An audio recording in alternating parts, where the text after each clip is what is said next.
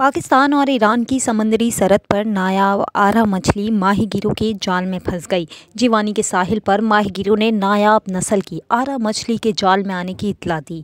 WWF Pakistan के technical adviser Mauzam Khan के मुताबिक आरा मछली नायाब आबी हयात है। इसकी नस्ल पिछले कई बरसों से मादूमियत के खतरे से दोचार है। आरा मछली की दरियाफ्त से साबित हुआ कि नायाब मछली अब भी पाकिस्तानी समंदरों में पाई जाती है। पाकिस्तान में 70 और 80 की दहाई में आरा मछली की 3 इकसाम वाफिर मिकदार में पाई गई थी।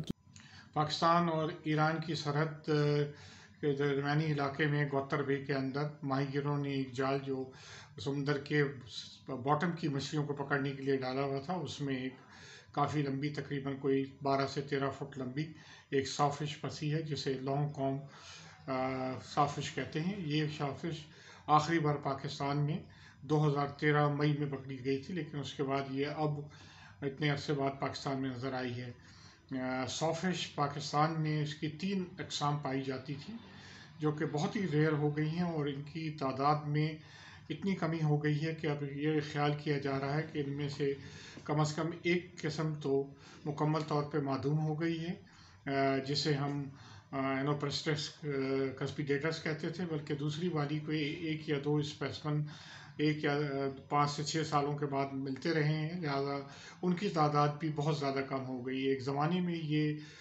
सॉफिश पाकिस्तान में बहुत आम तौर पे मिला करती थी, लेकिन जब से 1950 की दहाई में प्लास्टिक के जाल इंट्रोड्यूस हुए हैं, तो उसके बाद से इस मछली की को ये नायलॉन के जाल से अपने आप को बचा नहीं सकती, और इसकी तादाद में रफ्ता रफ्ता कमी होती चली गई।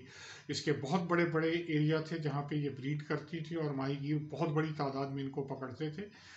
इसकी कोई ख़ास अहमियत नहीं थी। दूसरी शार्क की तरह इसका गोश्त मकामी तौर पे खा लिया जाता था या श्रीलंका एक्सपोर्ट किया दिया जाता था, और इसके fins south east Asian country में सूप की सब इंडस्ट्री के लिए चले आते थे। लेकिन इनकी तादाद में अब इतनी कमी हो गई है कि ज़रूरत इस चीज़ की है कि इसके तहफ़्फ़ुज़ के लिए काम किया जाए।